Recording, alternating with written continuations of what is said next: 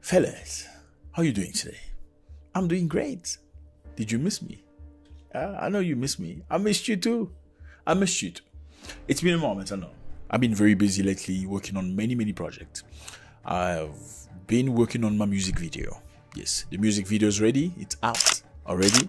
If you haven't checked it out, I suggest you go have a look at it. You're gonna have your mind blown. I'm not kidding. I'm not playing. This is serious. For those of you who don't know, I am a professional boxer and kickboxer, world champion. I know some of you don't know. You just know that guy, that YouTuber. That's how people call me, the YouTuber. You know, that YouTuber. Yeah, I'm more than just a YouTuber. That's me beating people up for a living. I've done it for many years. I'm also a businessman. I own multiple businesses in different sectors: transport, nightclubs, entertainment, many things. Okay, now I'm into music. Yeah, this is me as a musician. Arrête. Ne me touche pas. J'en ai rien à foutre. Calme le jeu. It was a dream of a young man, child, back in time. I wanted to be a musician too, make music. You know, back in time I couldn't do it because, you know, you have to go to school or you get the hell out of the house. That's my father. You go to school or you get out of my house. I couldn't do it because music wouldn't pay the bills. But now I got some money. I can afford to do the music and pay everything for myself. Yes, I've done everything by myself. Everything. It's tasking. Thank you very much for stopping by. You are very much appreciated. This is home, fellas. I love you. I appreciate you. It's been a long road. Please go check the music video. The link will be on the description for you to watch. It's called Calme le jeu. Very interesting concept. You will love it. No doubt about that. It's going to remind you of somebody. You just go ever watch. Now, today, as usual, I just got to say to you, thank you very much. You're from all over the place. My name is Zack. You're welcome. Your first time. We love you here. We want you to stay. We really want you to stay. Okay? This is home. You want to know about the motherland. This is where you want to be. Uganda, Tanzania, South Africa, Burundi, Kenya. This is where you want to be.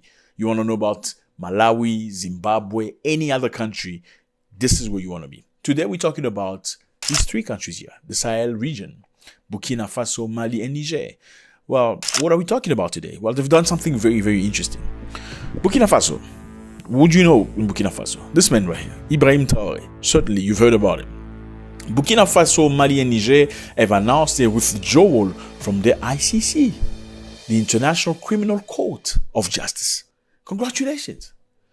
The governments of Burkina Faso, the Republic of Mali, and the Republic of Niger, forming the Confederation of Sahel States, AS, hereby inform the Confederal Public and the international community of their sovereign decision to withdraw from the Rome Statute of the International Criminal Court with immediate effect. Piga makofi. Yeah, piga makofi. Burkina Faso, Mali, and Niger will not be part of the ICC anymore. Why? Because they feel like the ICC is a tool of imperialism. It's being used against a category of people. Why? Because whoever sponsors them is not part of that category. The three countries, Burkina Faso, Mali, and Niger, are currently led by military, okay, soldiers. They took power by force, okay. These three countries, as you can see, they were all colonized by France for many years. Now, France's policy has been of controlling African countries even after colonialism. So even though we are in 2025, France still runs the show in many African nations. Matter of fact, many African nations still use this currency here. You see this? It's called the CFA franc. This currency is currently printed in France for African use. Talking about freedom. Are you really freedom? If you still use money printed by the colonialists. Anyway, these three countries decided at a certain time, like, we don't want France influence anymore. We actually want to work for the people of our nation. What do we do first? They kicked out the French. Yes, France used to be in these countries. They still are, matter of fact, in many African countries right now. They have their soldiers and military stationed in many countries. Yes, after independence, they still have their soldiers in African nations. Now, these three countries say, you know what? You need to leave because we don't see why you're here. Now, France justified that by saying, we are here to help you fight terrorism. But they say, you've been here to fight terrorism for over many years. But up until now, the terrorism is not ending. So maybe you should go. I mean, if you go to a doctor because you got a headache or stomach ache, and they give you medicine and you take medicine for 3 days and you're still feeling the pain, what do? Do you go back to the same doctor? No, you don't. You don't even need closure. You just go to the next doctor and say, sorry, I've been to the doctor, but things are not changing. Now, France has been there for a while and terrorism is not ending. And some sources say that France has been fueling and feeding the terrorists with weapons, with resources and many other things to actually fight these people. It's like you're creating a problem, then you bring a solution. Now, let's get back to context. Mali, Niger, Burkina Faso are out of the ICC. They don't want to be part of it anymore because they feel like it's a colonialist tool. The three countries are currently led by military juntas. You know, that's what they call them. They have severed ties with the traditional Western partners. These three countries used to be very good partners with France. It's over. Now they've formed the Confederation. Okay, they've also severed ties with these countries here. They're called ECOWAS. ECOWAS are the countries of West Africa. They come together, helping each other, calling each other brother, brother. You see how Africans call each other brother? It's fake. No, I'm being honest with you. It's my brother, it's fake. He's still going to kill you while calling you my brother. Now, these three countries say, no more fakery, okay? Stop calling me brother because I'm not your brother. Brotherhood is proven. You need to prove me I'm your brother. Don't tell me I'm your brother. Show me in action. Now, they couldn't show them in action. How? Because when they were being fought by terrorists, no African country say, I'm going to put my military together to go fight terrorists for you in the name of brotherhood. But when this country here, Niger, toppled the president, this ex-president, his name is Mohamed Bazoum, and the people took the power, these ECOWAS countries came together and say, okay, we're going to topple this new government. Well, I tell you, we are ready to go anytime the order is given. The D-Day is also decided, which we are not going to disclose. When they were fighting terrorists, nobody said we're going to put armies and military together. But when they fought their own president because he was a good friend of the French, then all these African countries say, okay, let's go bombard you and fight you. They said, no. The three countries are not part of ECOWAS anymore. Now they've decided we're not going to be part of the ICC. What is the ICC? It's the International Criminal Court. It was created with the goal of prosecuting any leader in the world that does negative things to other nation or his own people. Basically, the ICC was created to control presidents and leaders, you know, so they don't unalive too many people or attack the next country. Meaning, if you're still in power and you unalive many people, by the time you're not in power anymore, they're taking you to the ICC. You need to face the justice, face the music. Now, the idea was good and everybody liked it. I mean, who doesn't want to see bad people being prosecuted? Everybody wants to see that. However, surprisingly, as much as many countries signed the deal of the ICC, some countries refused to sign. Which countries? The United States of America, Israel, Russia, and some other countries. Now, the ICC apparently only prosecutes Africans. I mean, if you look at the list of people that have been through the ICC for war crime and negative things, they're all black. I mean, look at this guy. Look at this guy. He's black. Look at this one. Laurent Gbagbo from Cote d'Ivoire. He's black. Look at this guy. Bosco Tangana. He was fighting in Rwanda and Congo. He's black. If you look at this list of all these people that go to the ICC, they're all black. So the question rises, where are the white people that do negative things? Or are you telling me only black people do bad things that's worth going to the ICC for? You know, that raises a question. Robert Mugabe was the first president to speak about this. Mugabe, this man here, was the president of this country right here, Zimbabwe. He said the ICC has been created for Africans. And he said this country will not be part of the ICC anymore. There is the view now that we should distance ourselves from the ICC. But unfortunately, the treaty that set it up was signed not by the AU, but by individual countries who thought the ICC was there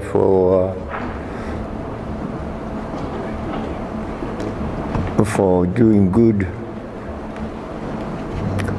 to help us try certain other cases, the political field especially, cases of violence and so on, that would happen in a country, say, during an election campaign, But those of them who signed the treaty are now regretting. We didn't sign it, Zimbabwe. We said no, we don't submit ourselves to justice outside our country. What for? Some people felt like the ICC sponsored by Western nation was just a tool to punish African leaders that were actually trying to fight for the good of Africans.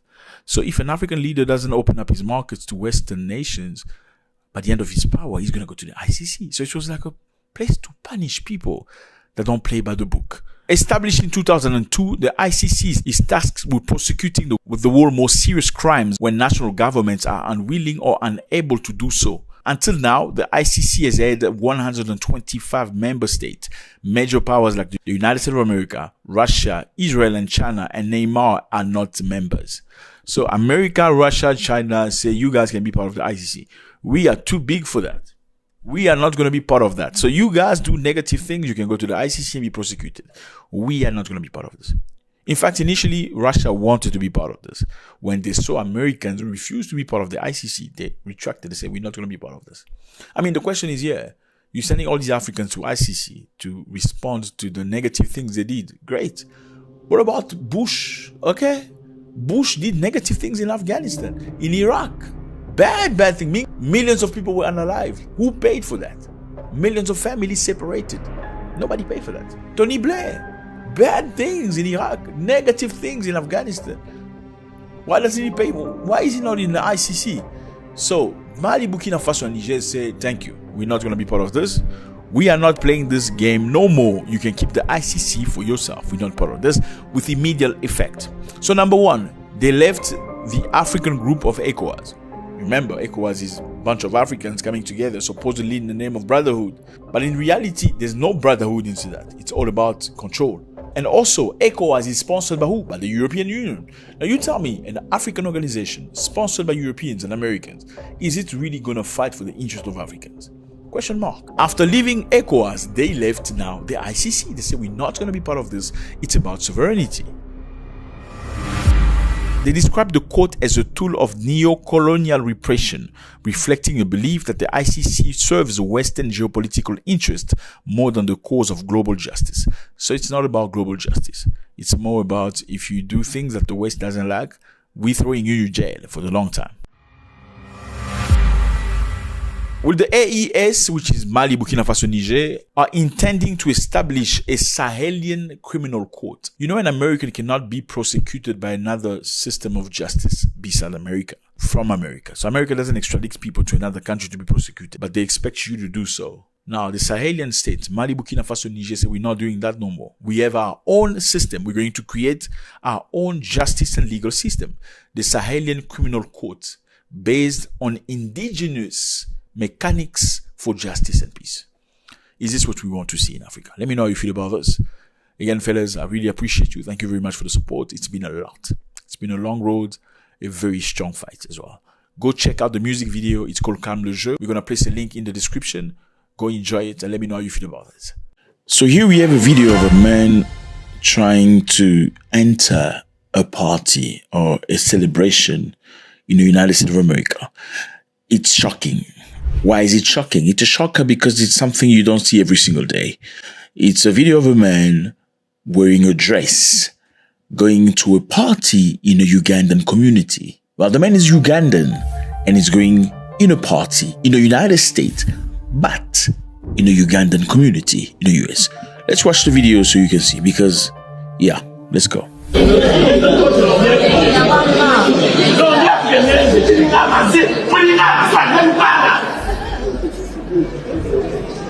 When I'm says, oh, I have visa is done to protect me. I've been here 5 years because I'm gay. Go let her know when you come to the home. You was a Bakatonga, you Namasi. Katonga, are you God? Bakatonga, are you God to judge me? Just a stupid black man. Don't just you just ruined my night. You ruined my night. Ruined my night. Where you have visa? Where you have visa? That man doesn't like people ruining his night. You see Uganda. You do it because I'm gay. This is not Uganda. Ruin my night. He's very angry. He doesn't like what's happening. He said they ruined his night. And he said a lot of negative things that we cannot say here. But I hope the team will be able to translate this in English so you can read it. What's happening, everybody? I hope you're doing good. It's a beautiful day. Thank you very much for stopping by. My name is Zack. Thank you. If you're first time, you're welcome. We like you here. We want you here. We want you to stay. Here we talk about the motherland. We talk about many things that will interest you. If you have sympathy for Africa and the black community, this is the place you want to be. Great. Now, we are talking about these subjects right here. This man from Uganda, living in the United States of America, just went to a party where he was rejected. Why was he rejected? He was rejected because he wore a dress. Now, remember, this is the United States of America. However, this is a Ugandan party. Now, remember, Uganda voted a law a few months ago, I believe almost a year ago, a law completely prohibiting relationship between man and another man. So you can't do that in Uganda. I understand in your country, if you're from the Western nations and stuff, it's normal. But in most African nations, it's not acceptable. Why? Because most African nations do not agree to that. I mean, it could go to something like that in South Africa. It'd be fine. If he went to something like in South Africa wearing a dress, it'd be just fine. I mean, there are plenty of communities that, there's even a name for them. It's normal, you know, their right is accepted and they are protected within the South African constitution. I mean, not many African countries have those sort of freedom, and no, not at all. Not many African countries. I believe Gabon was one of the countries that allowed that officially, but many people believe Gabon did that to please the slave masters. Now, South Africa doesn't necessarily have a direct slave master right now with influence, but South Africa is a very diverse community where you get blacks, whites, Indians, Chinese, so nobody really decides what's up. Anyway, now, this is Uganda. Uganda voted a law. The law in Uganda is very clear. You cannot do that. If you do that, you're going to be put in jail. I mean, you can admire other men, no problem. But just don't be obvious. Don't do it in public. Don't be touching each other in private part. Don't be kissing one another. Yeah, they don't like that. And the law says if by any case a person who living with that disease that doesn't have a cure, you happen to have intimacy with the person who's negative and they turn positive, you're going to be, that's the law in Uganda. Well, is it fair? No, it's not fair. But that's their country. They choose whatever they want to do for their country. Well, they say communities in Uganda don't like it, meaning traditional leaders and spiritual leaders, Christian and Muslims, don't agree to that. Therefore, the parliament of Uganda say, no, we're not going to accept that. And after they did that, America and Western nations were very angry at Uganda. They actually canceled the visa of the parliament president. I think that lady named Anita Onong. They canceled the visa. She used to have a 10-year visa to the US. They canceled it. They canceled her family's visas. They threatened Uganda to cut aid and stuff. Uganda was kicked off of a program of World Bank and stuff like that. Uganda used to receive $300 million from the United States of America to help people living with HIV. Yes. Guess what happened next? They say, because you chose a law like that, we are taking the $300 million away. Now, many people ask a question to know, was the $300 million really because America wanted to help people living with HIV in Uganda? Or was it for leverage purpose? I mean, if you are helping people living with HIV in Africa and the country chooses a law that you don't like, what does that have to do with the people you're helping? I mean, do HIV people vote the law in Parliament of Uganda? No, they don't. So why are they being punished for something they don't control? Unless what you're giving was actually for leverage, for you to control. I'm going to give you the money. I won't say it's for whichever purpose, but if you do things I don't like, I take the money away because you've gotten used to the money. That's why you don't get used to help. It's not good. Getting used to other people's help, it's bad. Living in somebody's house for too long, it's bad because you get used to that. Eating for free at somebody's house, whether you're friends or close friends or cousins, it's bad because you get used to that. At the end of the day, you are removed of the responsibility of taking care of yourself. And as soon as he decides, he said, dude, I don't like the way you walk. I don't like those pants. They're too big for my eyes. I don't like that girlfriend of yours. She smells a funny perfume. You're in trouble because then your system doesn't understand how to look after yourself anymore. You got to be self-sufficient. And that's the fight that this man right here, Thomas Sankara, used to have. He wanted African nations to be able to take care of themselves and not hope that help come from somewhere in Europe or America. But guess who took him out? His brothers. As usual, Africans take out other Africans when they think different from them. Now, this man from Uganda who left Uganda many years ago because the law doesn't allow you to live freely like that in Uganda, especially not wearing dress, went to a party in America, a Ugandan party, a party by the state, and he wants to enter like that. Does he have the right to enter? Well, within himself, he has the right to be who he is, right? But can you go to a community that clearly does not tolerate something and be that way? I don't know. Can you go to a Muslim country like Saudi Arabia or Qatar or whatever with your hair showing off as a lady? Can you do that? I don't think you can do that. It's not allowed. Do you have the freedom? Yes, you do have the freedom to do that, but you can't go into Qatari area or, I don't know, Saudi Arabia, some of those staunch Muslim countries and do that with miniskirts. It's not okay. And I know that's America. But when you're going into a party that is Ugandan, you must respect the Ugandan culture or not. I don't know. Let me know how you feel about that. Should you respect, I mean, let me say Qataris and all these Muslim Arab countries somewhere in Africa, they have a party which is clearly with their culture. You go in there, will you go with your hair showing off as a lady? If their culture doesn't allow that, I don't know if you can do that. So the man is very angry, as you can see. So this is what it is. It's not just Uganda, okay? In Uganda, they don't like that, okay? You can do that stuff on private spot. So in your house, you can touch each other, do your own things, whatever. You don't even have to use any moisturizer or anything. You can go just like that. But don't do it in public space. This is not limited to Uganda. Look at this country. This is Burkina Faso. Burkina Faso lately, the transitional parliament has passed a bill banning men who like other men. You can't do that in Burkina Faso. You know Burkina Faso, the country of this man right here, Ibrahim Traoré. It's banned. It's official.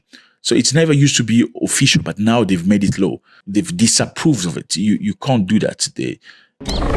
Justice Minister Edaso Rodrigue Bayala also said that foreign nationals caught breaking the law would also be deported. So as a foreign national, if you go to Burkina Faso and you like a Burkina man, just make sure you do your things in private, brother, because if you do it in public and they see you, they're going to arrest you.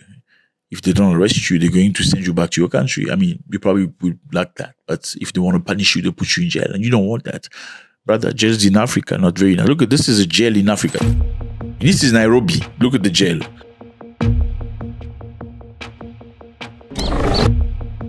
This is Uganda. Look at the jail. This is Congo. Look at the jail. You don't want to be no jail in Africa, trust me. Anyway, fellas, it was a great pleasure. Let me know how you feel about this. Is it correct? I mean, was this man right to walk into a party dressed like that and being very angry? I mean, I didn't see very much femininity when he was screaming, "You ruined up my party!" You just ruined my night. You fucking ruined my night. That's what it is, fellas. It was a great pleasure. Oh, like I said to you the other day, my music video is out. For a lot of you who don't know, I beat people up for living. Look at this. That's me. Yes, that's me. I also do music. Okay, this is a brand new venture. Look at this. Arrête. Ne me touche pas. J'en ai rien à foutre.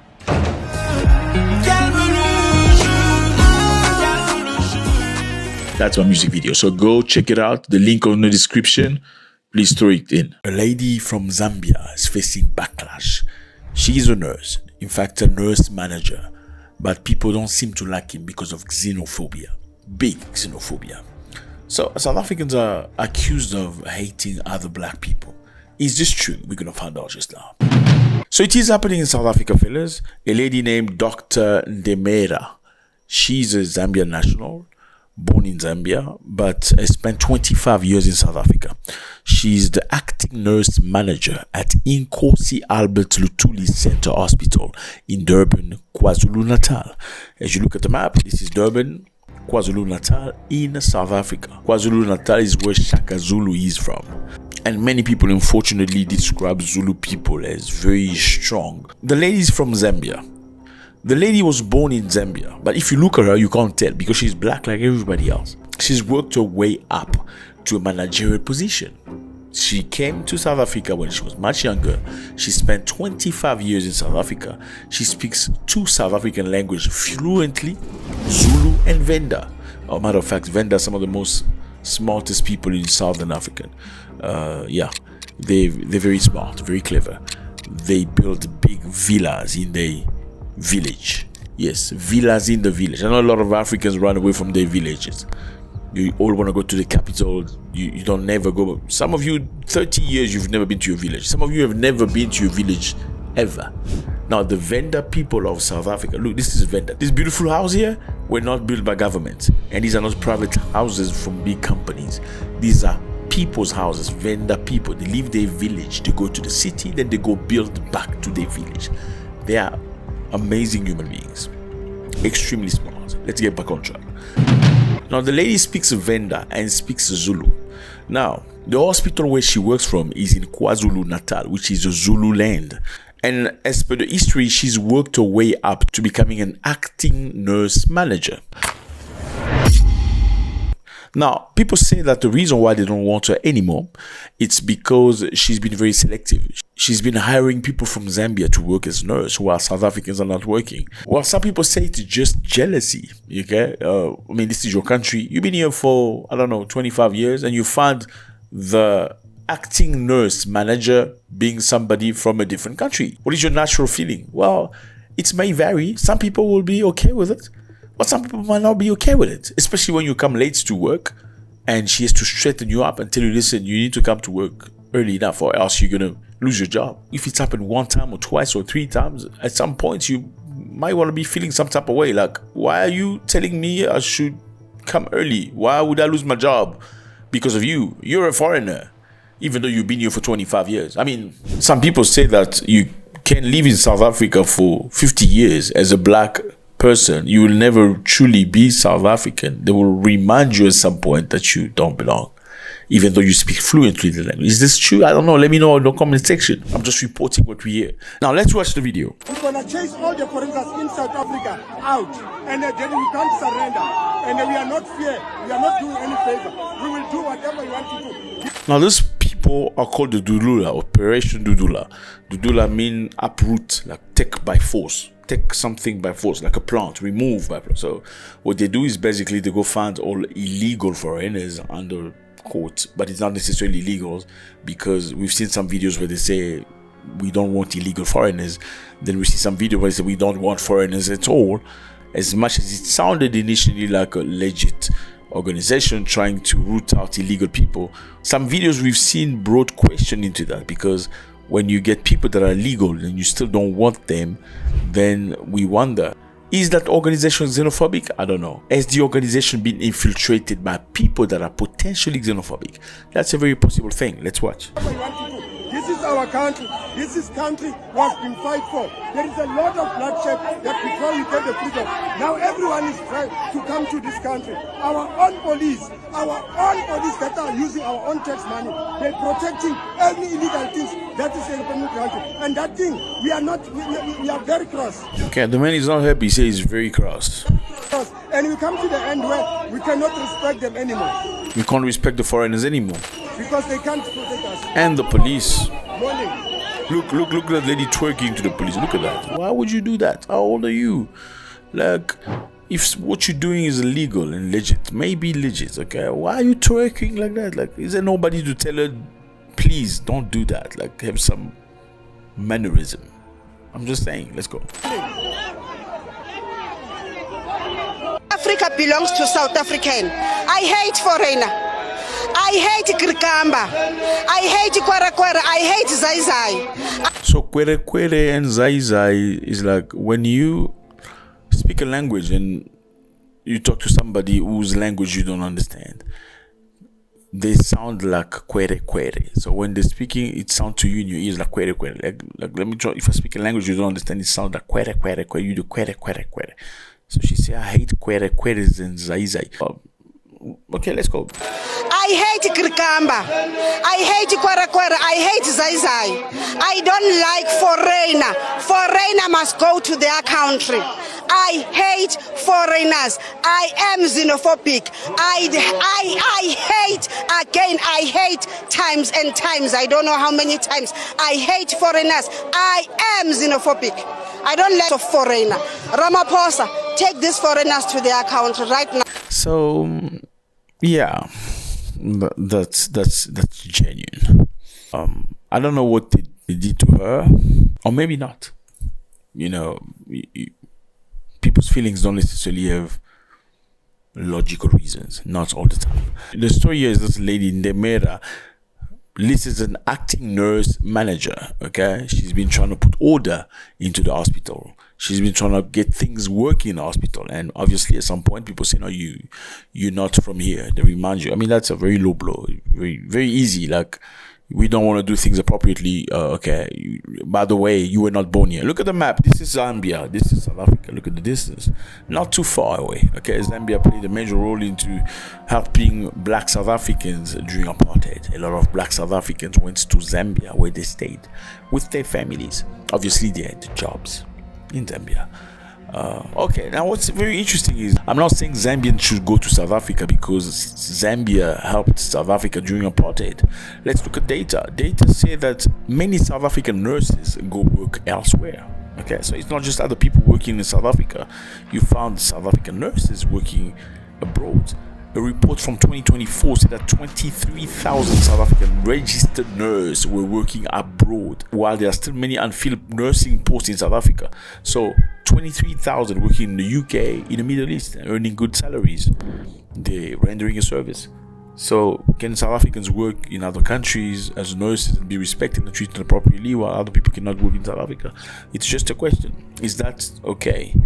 Okay, and I know the South African government is not okay with that. I mean, if that lady was doing something negative and bad, we can understand people's frustration. I mean, especially if it's your country and somebody's doing negative things. I mean, you can't trust somebody with such a high level of position for many years with order and structure if he's not competent or bad. So what occurred? We don't know, question mark. The bottom line is the unemployment. I think people are focusing on the wrong things. South Africa has 42% unemployment rates. Maybe the government need to create more job opportunity for the people. So it's not necessarily there aren't jobs. Maybe there aren't enough jobs creation as promised, and that's creating the frustration. But is that a reason why to pick somebody out of the blue and say, get out of here, you're not from here? I don't know, especially if your own people do work elsewhere. That is very questionable. Let me know how you feel about this, fellas. It was a great pleasure. History tells us many, many things. Like I said earlier, Africans helped each other during colonialism, especially during apartheid, which was a very difficult time for South Africa. And a lot of South African leaders went abroad. They went to Tanzania, to Zambia, to Angola, and many other places, trying to come together in order to come and reverse what's happening in South Africa. Now, is that a reason why South Africa should be over-flooded? Absolutely not. But is that a reason why you should pick people from position and just throw them out? I don't know. Let me know how you feel about that. God bless.